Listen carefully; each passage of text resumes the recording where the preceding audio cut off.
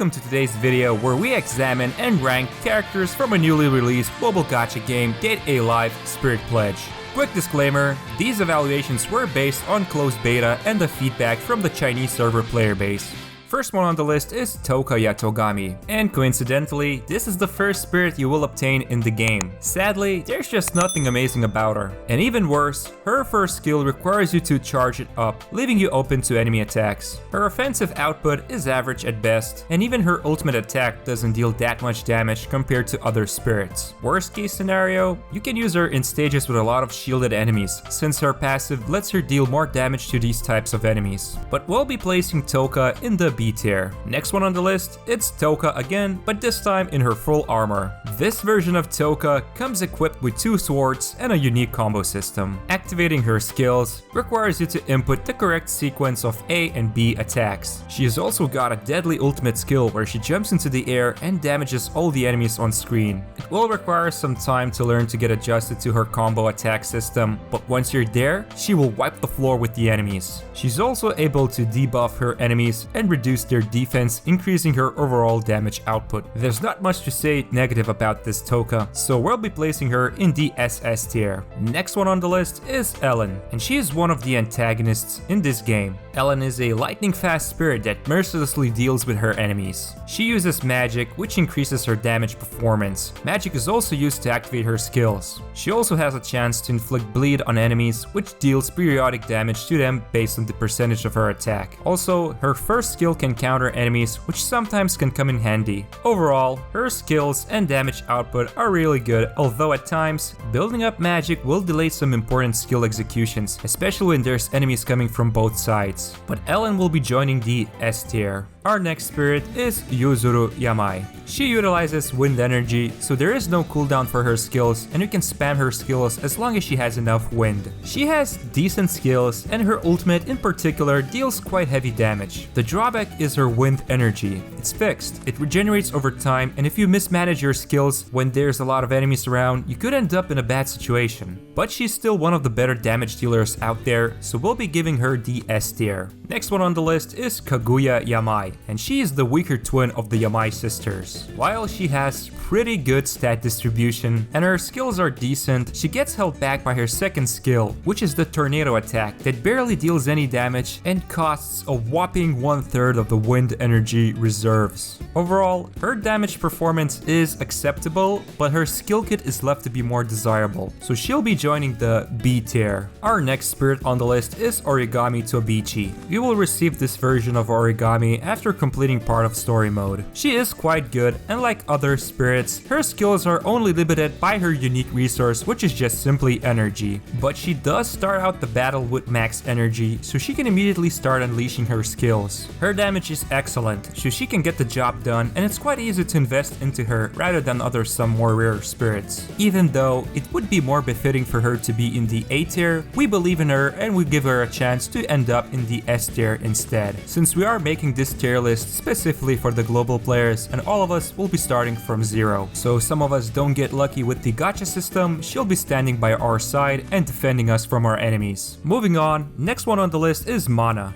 And this version of Mana will steal your thunder to power up her own skills. That's right, Mana will use thunder energy that regenerates on its own and can also be increased by just performing basic attacks. Her skill kit is pretty decent and she can dish out some good damage, but you need to keep the tempo going. Meaning, if you drop your combos or start the fight fresh, you will need time to build her thunder up so she can be at her peak performance. Overall, very fun to play with, very good damage dealer, we'll be giving her the S tier. Another character on the list, and it's another Mana. This time around with her own wolf-like body armor that delivers lightning fast attacks. She starts out each fight with max energy and has a chance to make enemies take even more damage by overloading them. But she does have her own set of weaknesses. First of all, her stats are average at best. Second, her skill kit is just too vanilla and doesn't offer anything useful besides just building combos. And finally, her ultimate attack is quite weak even if it does target all enemies on stage. She is an average performer at best. Her evaluation might be different if the global version introduces some buffs for her, but for now, we're placing her in the B tier.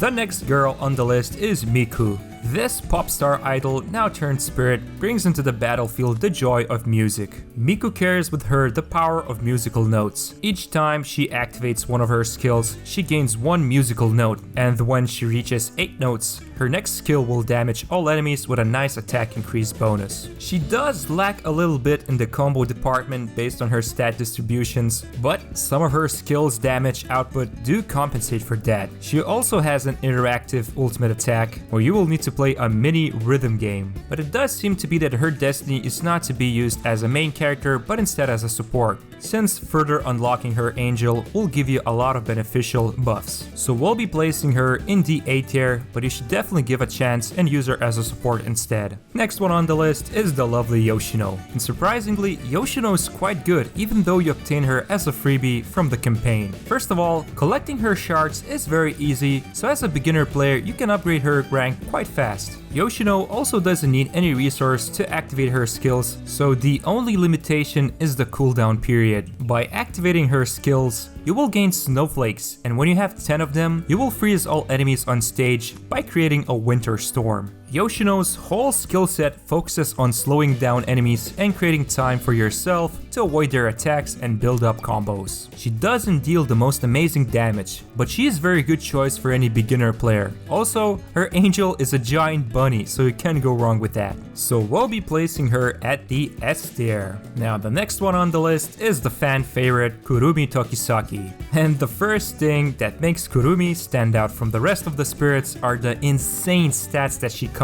with. She has a strong grasp on the trifecta of attack, combo, and DPS, along with a fleshed out support. Even her basic attack deals good damage and has a nice finisher of attacking from both sides. Finally, her ultimate skill slows down all enemies on screen and deals very decent damage to them. By slowing down the enemies, you get an easier time finding more openings to build up your combos. Overall, she has everything you would want from a powerful spirit. Stylish and strong combos, well-rounded stats, and she can even slow down the enemies with an all-targeting ultimate attack that doesn't even shy away from dealing decent damage. She will be getting one of the highest seal of approvals from us, and we'll be placing her in the S tier. Next spirit on the list is Kotori Itsuka. And when it comes to big weapons, Kotori's got you covered. She carries around with her a massive axe that can transform into a huge cannon. She builds up rage, and her ultimate attack allows her to switch from her axe to the cannon. This means she has a robust range of skills since there are 2 versions of them, both for the axe and the cannon. She's an incredibly strong spirit with a complex skill set. It will take time for you to learn how to manage her axe and cannon, but once you're there, you'll get to experience all the best things that she has to offer. And there's just not much more to say about her. She's just very good overall, and we'll be placing her in the SS tier. So these would be all the characters we got to evaluate in this video. Please be aware, we made these evaluations based on the following criteria: the stats, the skill kit, and the angel the characters come with. Also, keep in mind that because of the exhaustive amount of different Sephiras you can use together with the character,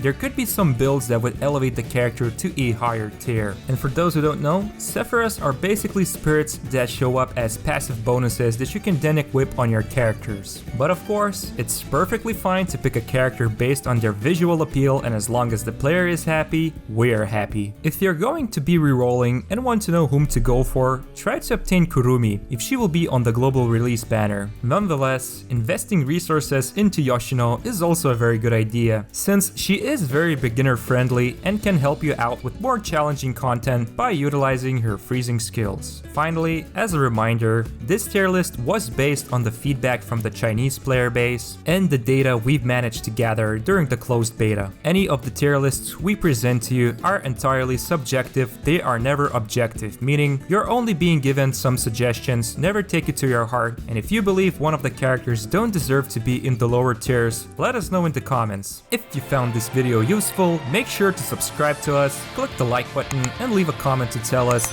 which spirit is your favorite one from the Date A Live series. And if you're looking for more latest guides and tier lists for gacha games, make sure to head on over to gachagamer.com. Thank you for watching us, this was Toby with Gacha Gamer, and see you in the next video.